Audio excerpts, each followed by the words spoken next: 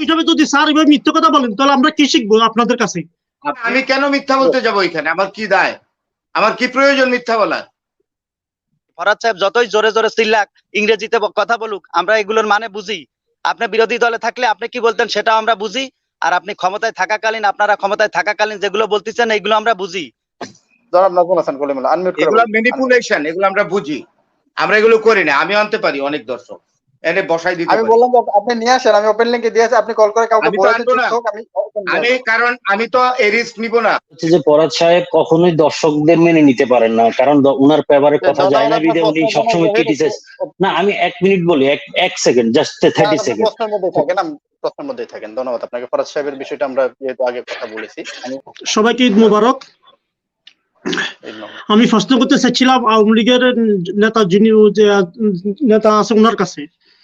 তো উনি তো একজন পেশা একজন প্রফেসর, তো আমি ওইসব প্রশ্নটা করি। তো উনি যেভাবে দলগতভাবে কথা বলেন, তো ভবিষ্যতে কি উনি কি ভবিষ্যতে শিক্ষামন্ত্রী হবেন কিনা?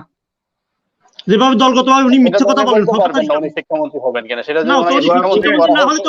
তো শিক্ষামন্ত্রী না হলে তো আমাদের দোয়া না, আমাদেরকে শিক্ষক হিসাবে যদি স্যার এভাবে মিথ্যা কথা বলেন তাহলে আমরা কি শিখবো আপনাদের কাছে? আপনি বোধহয় আমাকে একটু হার্ড ভাবে বললেন। এভাবে আপনাদেরকে আমি হার্ড ভাবে বললাম, আমাদের এতটুকু তো ক্ষমতা না আপনাদেরকে হার্ড করা। এই প্রশ্নকারীকে আপনি থামান। এভাবে প্রশ্ন করা হয় না। আমি কখনো মিথ্যা আপনারা তো দলগত, আপনাদের দলগত কথা বলেন। মনির সাহেব, আমি একটি কথা ফলস বলিনি।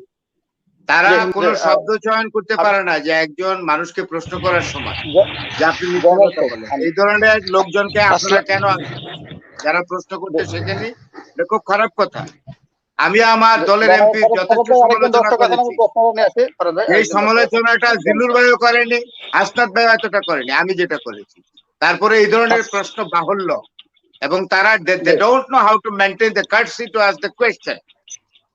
আগে বাছাই করে নিবেন যে এই লোকগুলো প্রশ্ন করতে পারেন কিনা, প্রশ্ন করার সময় সম্মান দিয়ে কথা বলতে শিখে গেলেন। আসসালামু আলাইকুম মনির ভাই সহ সবাইকে ধন্যবাদ, ঈদ মুবারক।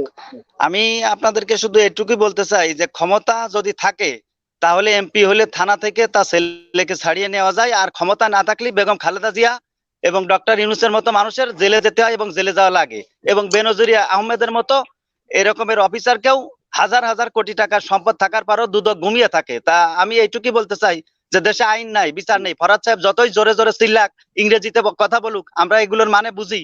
আপনি বিরোধী দলে থাকলে আপনি কি বলতেন সেটাও আমরা বুঝি, আর আপনি ক্ষমতায় থাকাকালীন আপনারা ক্ষমতায় থাকাকালীন যেগুলো বলতেছেন এইগুলো আমরা বুঝি। আমরা যারা দর্শক যেগুলো বলি আপনাদের শুনতে অনেকটা গায়ে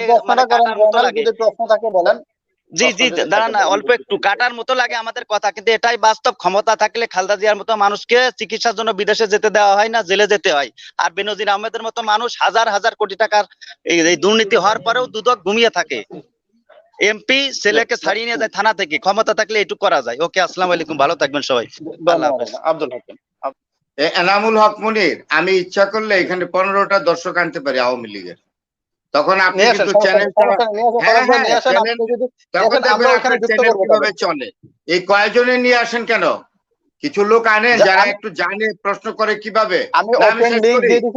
আমরা করি না এগুলো, আমরা করি এনে দেই, 10-15 জন আসে, দর্শক আসবে, তারা আওয়ামী লীগের হয়ে প্রশ্ন করবে। আর এই লোকগুলোই তো আছে। আমি ওপেন লিংক দিয়ে দিয়েছি, আপনি যদি কাউকে যুক্ত করাতে চান সেই লিংকের মাধ্যমে যুক্ত করাতে পারেন। এগুলো একটু চেঞ্জ করেন না, একই মুখই তো আসে, প্রশ্নই তো করতে পারে না। এতদিন যাবত প্রশ্ন করছেন, তারা জানেনই না কিভাবে প্রশ্ন করতে হয়। আন্দাজে তারা তো প্রশ্ন করেন না, তারা এসে সমালোচনা করে দেন। তারা করবেন প্রশ্নটা, আমরা তাদের প্রশ্নের উত্তর দিব। বলি আপনার আপত্তির জায়গাটা থেকে আমি বলি শেষ করি, এভাবে বললে নিয়ে আসতে চান আওয়ামী লীগের কোনো প্রশ্নকারী আপনি নিয়ে আসেন, আমার কোনো প্রবলেম নাই। আমি ওপেন লিংক দিয়ে দিয়েছি, তার আসলে আমি অবশ্যই স্ক্রিনে নিয়ে আসবো। আপনি আমার কথাটাই আসছেন না তো। এই কয়জন ছাড়া কি আপনার কাছে লোক নাই? ওপেন লিংকে যারা যুক্ত হচ্ছে, ওপেন লিংকে যারা যুক্ত হচ্ছে, জানেন না কিভাবে প্রশ্ন করতে হয়। এতদিন যাবত তারা আসছেন, তারা জানেনই না কিভাবে প্রশ্ন করতে হয়। তারা তো প্রশ্ন করেন না, এসে আপত্তিকর কথা বলেন, এটা তো ঠিক না। ধন্যবাদ। জি জি, আমি বলি ফরহাদ ভাই, আপনার আপত্তির জায়গাটা করতে হবে তাদেরকে, আমরা উত্তর দিব। আপনি যদি কোনো আওয়ামী লীগের এবং জিল্লুর ভাই প্রশ্ন করেন না, জিল্লুর ভাই কি বলেছেন যে ভাই আপনি তো মিথ্যা বলেন, তাদেরকে বলেন কেন আমি মিথ্যা বলতে যাব? না না না, আমি কেন মিথ্যা বলতে যাব? এখানে আমার কি দায়, আমার কি প্রয়োজন মিথ্যা বলার? আমার স্পষ্ট কনসেপ্ট থেকে বলেছি যে, আবারও বলি যে জননেত্রী শেখ হাসিনা বঙ্গবন্ধুর কন্যা যতদিন জীবিত থাকবেন, উনি গোপালগঞ্জের যে কোনো আসন থেকে দাঁড়ালে উনি কখনো নির্বাচন লস করবেন না। I ফার্মেন্টলি believe that. এটা মিথ্যা কথা বলার কি হলো? আপনি সোবার লোক নিয়ে আসবেন, এই কয়েকজনই আছে বারবার এগুলো। না না শোনেন, এগুলো চ্যানেলকে ক্ষতি করতেছে, বলে দিলাম। আমরা বিরক্ত বোধ করি। এই কয়েকজনই আসবেন কেন প্রতিবার? এখন দর্শকদেরকে তো আমরা বলতে পারি যে আপনি আসবেন না, আপনি আসেন, কারণ আমাদের ওপেন লিংকে তারা যখন তারা যুক্ত হয় তাদেরকে বলতে পারবেন যে আপনি শুধু না, ইনস্ট্রাকশন থাকবে, আপনি বলতে পারবেন যে আপনি প্রশ্ন করবেন, উত্তর দিবেন। অনেক কথা অশালীন কথা বলবেন নিয়ে আসা হয়।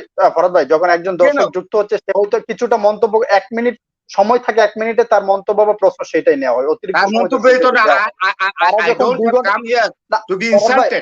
দর্শকরা যখন 2 ঘন্টা বসে অপমানিত হইতে আসে নাই, কেন অপমানিত হবে? Is there any reason for me to be insulted? কেন আমাকে কেন শুনতে হবে যে আপনি মিথ্যা কথা বলেন? প্রফেসর, আমি কি মিথ্যা কথা বলছি? This is very bad.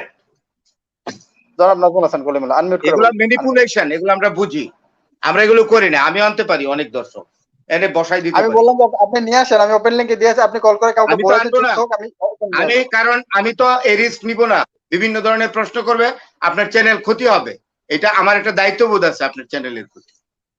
জি, ধন্যবাদ আপনাকে জনাব নাজমুল হাসান। আনমিউট করুন। আসসালামু আলাইকুম। আমার প্রশ্নের উত্তরটা 4 জনের মধ্যে কে দিবে আমি শিওর জানি না, তারপর আমি প্রশ্নটা করে যাই। আমি শিওর যে ফরাদ সাহেব দিবে না, কারণ উনি নিয়ে কেটে যায়। সেটা হচ্ছে যে সাম্প্রতিক সাম্প্রতিক সময়ে যে খাগড়াছড়ি বান্দরবনের যে প্রবলেম গুলা, যে প্রবলেম গুলা, এটা এক। দ্বিতীয়ত হচ্ছে যে আপনার থানা থেকে আসামি চিন্তাই করে নিয়ে যাওয়া, এবং গতকালকে আপনাদের সীমান্তে আবারও গুলি করেছে 2 জন বাঙালিকে। এই সিচুয়েশন হওয়ার পিছনে কি সরকারের আইনের শাসন কিংবা গণতান্ত্রিক ভোটের সরকার না হওয়ার কারণে হচ্ছে কিনা? আপনাদের 4 জনে যে কোনো একজন দিয়ে যাবেন। আর একটা কথা বলে যাই, সেটা হচ্ছে যে ফরাদ সাহেব কখনোই দর্শকদের মেনে নিতে পারেন না, কারণ উনার পেপারে কথা যায় না বিধে উনি সবসময় ক্রিটিসাইজ। না, আমি 1 মিনিট বলি, 1 সেকেন্ড, জাস্ট 30 সেকেন্ড। প্রশ্নের মধ্যেই থাকেন। ধন্যবাদ আপনাকে। ফরাদ সাহেবের বিষয়টা আমরা যেহেতু আগে কথা বলেছি, আমি ওনার বিষয়টা নিয়ে কথা বলেছি। না স্যার, আমি উনার প্রশ্ন করতে আরেকটা প্রশ্ন, সেটা হচ্ছে যে আমার ম্যানর, মানে পাবলিক প্রশ্নের ম্যানরটা কি ঠিক আছে কিনা, এই উত্তরটা দিয়ে যাবে। এমন হলে কেমন হয়, যেমন প্রশ্ন আমি করেছি। ধন্যবাদ। জি, ধন্যবাদ। অনেক সুন্দর প্রশ্ন করেছেন। আমি চেষ্টা করবো আমার বক্তব্যের সময় আপনার উত্তর দিতে।